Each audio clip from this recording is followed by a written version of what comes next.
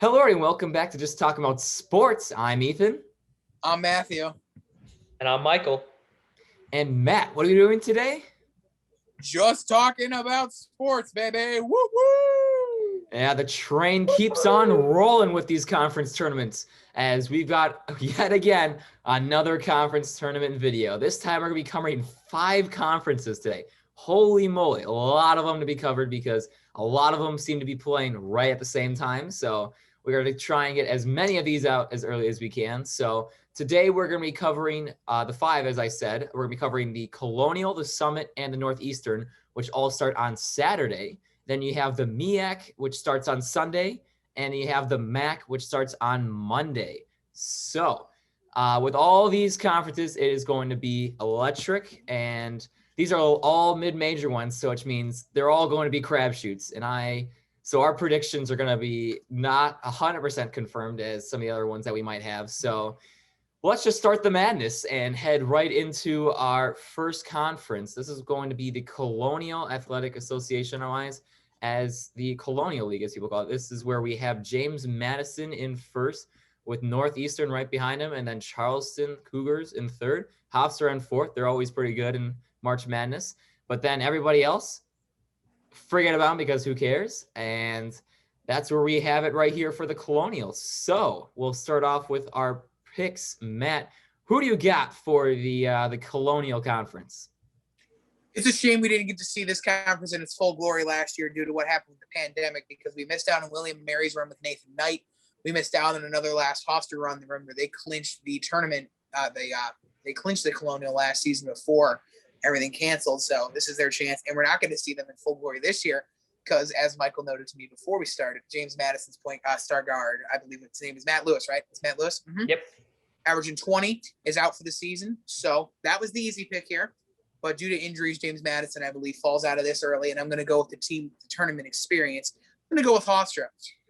This has not been a great year. They did not finish great either. But honestly, this conference has been terrible in comparison to recent years, because a lot of their big stars either moved on to the NBA, Nathan Knight, Justin Wright Foreman, or graduated and moved on, which happened with a lot of what's going on, or injuries have taken them out. But Jalen Ray remains in this program for Hofstra. He's averaging 19, 3, and 3. Final year for him. He's a senior. He is the only thing that's keeping them alive right now. Oh, but that's not true. I mean, Isaac Kansas averaged 10 boards. So they got all around good talent. Kansas averaged actually a double-double, which is quite impressive in college basketball in 40 minutes in total games. But I think Hofstra's got the best all-around talent, even though they haven't played as well this season. I'm going to take Hofstra. I feel like they beat James Madison in the semis, and then they take down whoever ends up being Northeastern or Charleston in the championship. That is my guess. All right, Michael, your thoughts? So I was actually down. I wasn't sure I was going to pick Hofstra or Northeastern until I heard Matt's breakdown, and I'm like, you know what I should do? Take the other side. I'll take Northeastern. Northeastern, higher seeded team. Bill Cohen is a good coach down there. He's been there for ever, it feels like. And they got a player, Tyson Walker, averaging 18 and 5 assists, that is. He's a really good player. They're the 2 seed.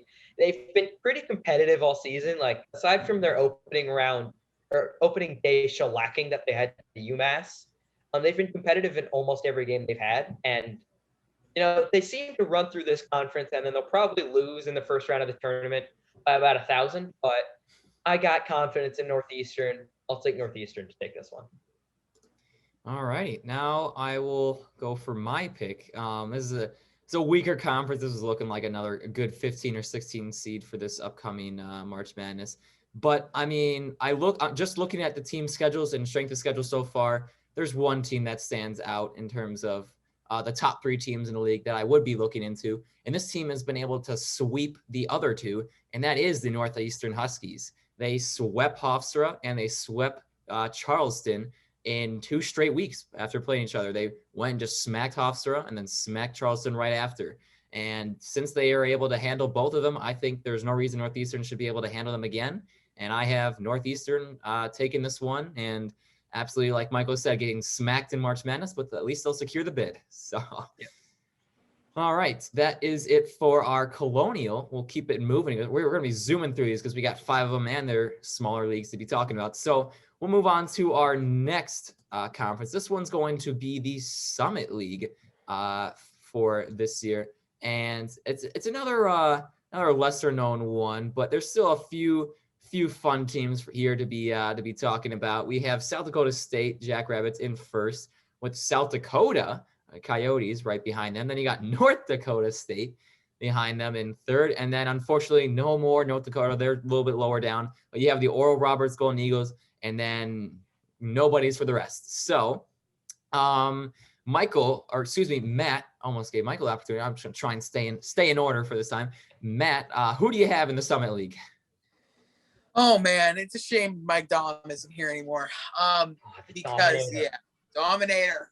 But this conference is still run by the Jackrabbits, and I think that will continue. You got really good consistency from Douglas Wilson, Noah Friedel, and Shireman for this team. The ability to get everything going. You raise your hand. I want you to go ahead, Michael. I'm going to jump in here. Noah Friedel is taking the leave for mental health. He took it a couple of days off. He is not going to return for the rest of the season. Averaging 60 points a game. He's done for the year.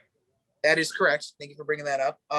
But I do think that even still, as I continue to go down the list here, because you bring up a very good point, I'm glad you brought it up. Alex Arians has filled that role pretty well for him as well. And then you got like a big three, still got 3 players in that lineup, still averaging 11 points or more. And overall, Shireman's averaging 9 rebounds, 4 assists. He leads the team in both categories there as well, along with the 15 points he averages. So South Dakota State, even without Mike Dom, has found great replacements, and it's been an overall more balanced team there than when he was there. I believe this conference is going to be firmly run by South Dakota State. I do not see anybody taking them down. South Dakota might, North Dakota State might, but I just don't see the firepower that I see with the Jackrabbits right now. So I'm going to go with them. All right, Michael, any ideas in this wild conference? Yeah. In a conference like this that's so up for grabs, I like taking the best player. And when I can have the leading scorer in the country in Max Avmas and the Oral Roberts Golden Eagles, I'll take him. I think losing Noah Friedel, I think that's big. I definitely would have taken South Dakota State if he was here, but I think the loss of him, I think that's big. They did play South Dakota State. I don't think he was there in either game, and they split. I think, if I can have one guy who could just go off for like 30 in 3 days, I'll take that guy. I'll take Oral Roberts. I'll take the 4 seed. I'll take a slight upset. I've been kind of a chalk monkey to this point, so I need to get some dogs in there, and I've picked one, and I'm pretty confident Oral Roberts can take this one.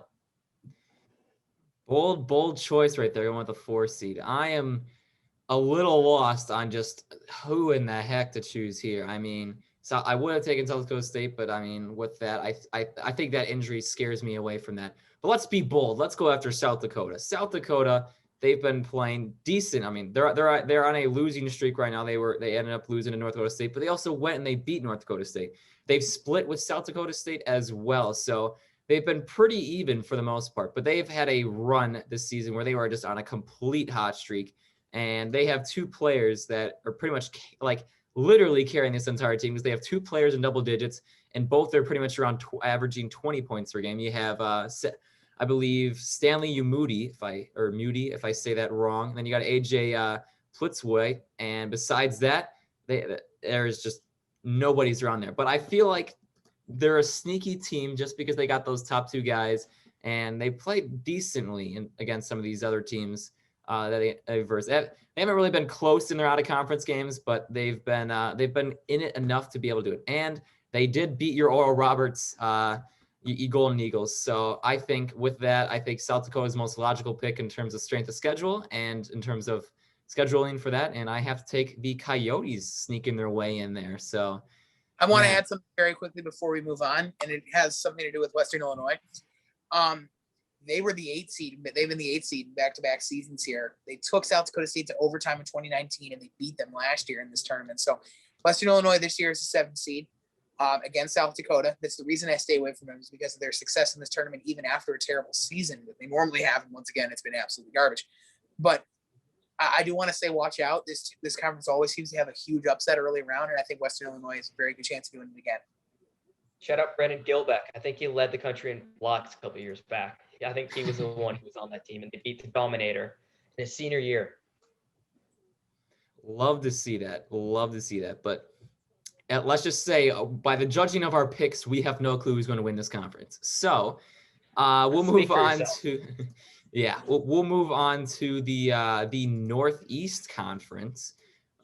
This one is going to be another fun one to be looking into because they're not as well-known teams. I mean, most of the teams that they've had in the recent years have been 16 seeds. So they're not really known of some stacked teams on their coming out of this conference, but they have a few teams that may be able to shake things up, at least in the conference. So you got Wagner Seahawks in first, Bryant right behind them. You got Mount St. Mary's. They were in it, I think, most recently. You got Sacred Heart Pioneers, and the rest don't really care about because this is a lesser-known conference and no need to spend time on them. So, Matt, in this wild, interesting conference, I'll keep adding adjectives to that. Who do you have in this league? Well, the Northeastern Conference is taking a new twist to what was originally an old thought. The Ivy League, if you don't remember, they canceled their season. Their conference tournament is 3 games. Top 4 in their conference compete in semis with a championship. Due to COVID protocols, the Northeast Conference is doing the exact same thing. So only 4 teams are in this tournament. Wagner, Bryant, Mount St. Mary's, and Sacred Heart. That's it. That's all they have. But if you take a look at the one consistency, it's that Bryant is 14-5, Wagner is 13-6, and nobody else in this conference has ever been close. It's by far these 2 teams. The question is, which one is better? Wagner has out little to no out-of-conference games, and their only one, they got smacked around by Seton Hall, lost by 33 on opening day. But Wagner has Elijah Ford. He's averaged 18 points and 7 boards. I think I'm going to take Wagner purely because of their ability to dominate this conference. That's all they need here. They're literally 0-1 in non-conference games this season. They've done nothing. But to me, this is a crapshoot. Peter Kiss, by the way, for Bryant. I want to first of all point out just how amazing that name is. Can we point that out first? But this is a 2-man showdown. Nobody else is winning this conference. It's just down to these 2. I'm going to take Wagner, though. I think this is going to be a great game to watch on Tuesday. But worth noting. But I'm going to take Wagner. Michael? Yeah. I'm going to go. I love him being on the opposite side of everything Matt has. I'm going with Bryant in this conference. 3 main reasons. 1, Bryant did sweep Wagner, albeit that was in probably December, but still happened.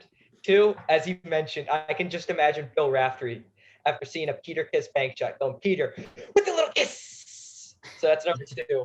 And reason 3 is Bryant head coach Jared Grosso offered 136 kids in one day. He sent out 136 offers to the class of 2022 and 23 on the first day he could call a class of 2022 kids and the first day he could offer kids in the class of 2023. So I think that's a hilarious move. He's offering kids he's no chance of getting. Like he's offering kids like 5 stars, and I think it's hilarious. So you know what? I'll take him for that reason. I love his confidence. Jared Grosso and the Bryant Bulldogs. Let's go. I absolutely love that. And I mean, I hate to be opposite of Matt again, but I mean, I'm a Bulldog. I can't choose against my Bulldogs. I'm going with Bryant here. And I mean, once again, you look at their schedule as I'll continue to keep pulling up. Well, I mean, Peter's Kiss is a legend. I just can't wait to hear the announcers talk about him during the games. But also, Bryant swept Wagner as well. And they won handily in both games, with the closest being 6 points, the other one being 12. So Bryant has been able to handle them both times. I think Bryant is the better team here, despite having the worst record. And I have Bryant winning this conference. So we'll just because of how entertaining everyone thinks, we'll just keep zooming through. We got those are our 3 games for Saturday in terms of conferences. So now we're going to be moving to the MEAC, or the Mid-Eastern Athletic Conference. This one starts on Sunday. And oh boy, this is going to be another entertaining one or should I say, it's going to be a wild, interesting, and spectacular conference, as I will keep adding adjectives. There's not a very good team on here. The highest you got, Norfolk State with 14-7. Next closest is North Carolina A&T at 11-10. Yikes. So, oh man, Matt, you got any sort of clue who's going to win this one? Any bold takes? This conference sucks. Sorry. McCurmaker and Howard, their entire season got canceled. They were going to win this conference. Now they're screwed. Like this conference once again is a laughing stock. Their last time a team actually made the round of 64 from this conference was when Norfolk State and Kyle O'Quinn made it. Oh, when they won a game. Let's not forget that. But oh yeah, it's been that long. They've been a first four staple. North Carolina Central has won 4 consecutive conference tournaments. And how many March Madness first 4 games they won? None.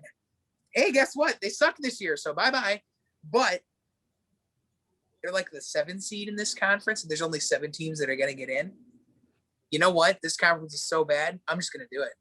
I don't care. If there's any conference to go absolutely crazy and just have a completely out there prediction with no merit whatsoever, I'm going to take this one. I'm going to take North Carolina Central. Down the stretch, they have not played great at all. They would be the first team in like 15 years to be under 500 and make the tournament. They'd be 7-8 if they play. And actually, it'd be 8-8, so they wouldn't because they'd have to play their way in. CJ Kaiser's playing well. He's averaging 17. He's literally the only guy on the team averaging more than 10. And this team is garbage, and they've had so many games. But you know what? Just because this conference has literally nowhere to go, I'm taking North Carolina Central because I just don't care. Michael, I mean, what are your thoughts? We're trying not to be mean by laughing, but it's just they're a laughing stock at this point. Well, a lot of the reason I was laughing is I've talked about how I've been against Matt on every single one. I'm not on this one. I'm taking NC Central too. Because of course I am. Of course, this is the team we're both on. All logic would point to taking just this season at North Carolina A&T. They're a good team there, but when it comes down to Coach Moten of North Carolina Central, I don't know if it's Moten or Moton. I apologize if I'm mispronouncing it. Over the last couple of years, he has either won the regular season tournament or the conference tournament in 7 of the last 8 years. And I trust him to do it again. I trust him to win the conference tournament. They haven't had a good regular season, but as Matt mentioned, CJ Kaiser is a good player.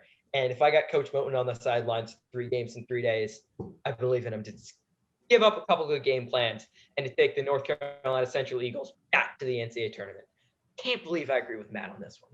Oh boy. And you guys are talking about a team that is 5-8 that's going to make the tournament. That would be very, very bold. But for mine, I would rather just close my eyes and throw a dart, see what it hits. But I think I'll be logical and pick Norfolk State here just because they are the most solid team, if that's even saying it. They were 14-7 in the MEAC. They are 8-4 in the MEAC, 14-7 overall. I would have gone after North Carolina A&T, but they lost by 62 to the Illini. So losing by 62 doesn't scream tournament worthy. Yeah. Doesn't scream tournament worthy because I don't think NCAA would love to broadcast a game like that. So I'm going to stick with Norfolk State because I believe they're the most solid team overall. And if that's saying anything, but I think that I'll just have to stick with them. I love your choices, though. I absolutely love your choices so far. There's nothing you can do in this conference, man. I mean, and honestly, the MEAC has struggled for so many years since Norfolk State. They will not get a team out of the first 4 unless Norfolk State wins, because I do not believe they will have to fight their way in. I think they will get a solid 16 and don't have to. That's my guess, but yeah, we'll see. Coach Moten, I think he's the best coach in this league far and away. If I got to take a coach to win 3 or 4 games in as many days, I got the best coach in the league. I think he could coach at a high major and do a really good job, but he wants to build up this program. And you know what? I trust him to do it. Let's roll. It's a shame they had a lot of seniors graduate last year after all the cancellation and everything. Yep, missed it by 1 year. But we'll move on to our final conference. This one is going to be the Metro Atlantic Athletic Conference, the MAC, if you want to call it that. So this one is going to be, we have our leaders. It's going to be a wild, interesting, spectacular, crazy conference. I will keep adding on because I am very bored, and because it's going to be just as entertaining as the rest of these conferences, because It's going to be a shit show. So we have Siena in first. They have been, in my opinion, the most solid team around here. And then you got teams like Iona, Monmouth, and Canisius. Oh my God, I'm not going to even Canisius, try. good try though. Canisius. That's Yep. a yikes and a half. All right, I'm embarrassed. But they have them in fourth, and then it's just the rest of them are just listed. Just go take a look at them. But it's a bold conference once again. I mean, I think there's one team I think that's up there, but everybody else, no idea. We'll see what happens. But Matt, you got any ideas on this one? Well, I take a look at all these teams. First of all, one of these teams was undefeated through 9 games this season. And in addition to that, one of these teams is a 6'7" point guard who averages 14 points and 10 rebounds a game. So I can close my eyes and easily say this was one of the easiest picks I've had so far. Siena is a legitimate team, not only in this conference, but they're a legitimate team to watch in March Madness. Is a big upset pick. This team has everything you need in terms of consistency from shooting the ball from deep, shooting the ball inside, and they have a perfect guard in Marcus Camper, who's a 6'7" point guard. He plays the two a little bit, but you can give him ball handling control, and goodbye. This team is loaded with talent, whether you realize it or not. You got Jordan King up there as well. Jalen Pickett's on this team too. Oh my goodness, they got so much. See, even I'm surprised looking at this, but there is so much talent on this team. So many different places you can go. You got 4 players averaging over 10 points. Camber's averaging 38 minutes a game in 40-minute games, but they're also well above everybody else in this conference in terms of record. They've won 4 in a row, so they're on fire heading into the tournament. Easy pick. Siena's going to cruise here. I don't really see anybody else putting on a fight, even though Iona's won this tournament like 5 straight years. I do think Siena has this in the bag because of just how good this team is this year. All right, Michael, any ideas on your choice?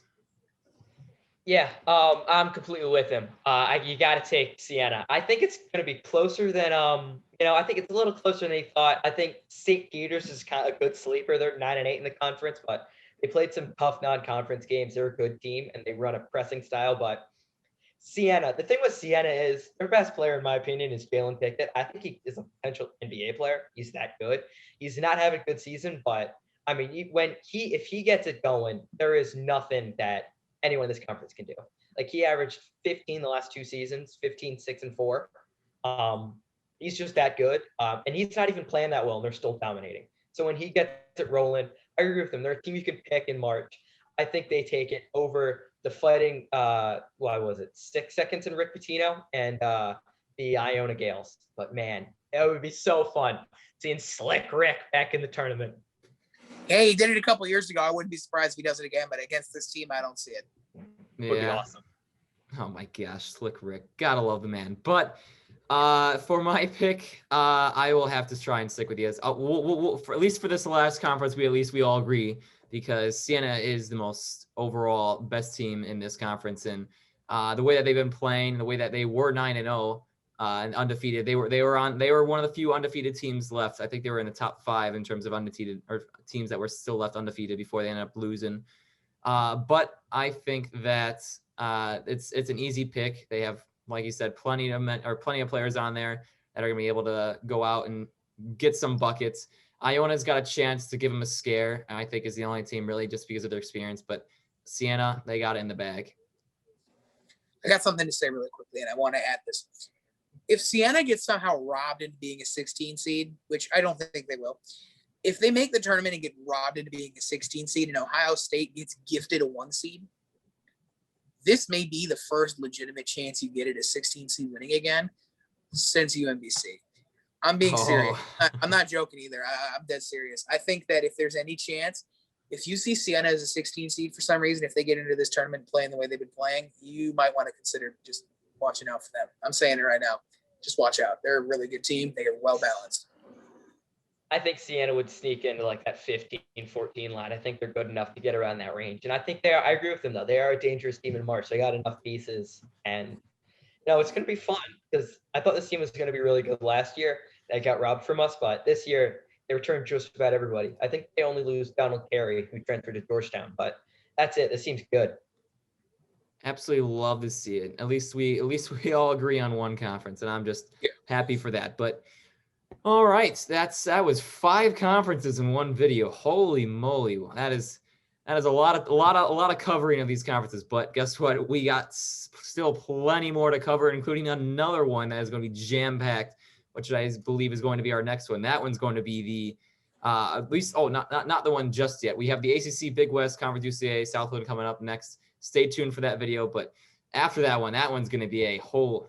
All the bigs are going to be in one video. If people who know what we're talking about, that's going to be entertaining. But all right, if you haven't seen our other videos, make sure you go check that link. Will be in the description. But thank you guys for joining us, and thank you for watching all the way to the end. But until next time, we'll be here just talking about sports. Have a good night, everybody.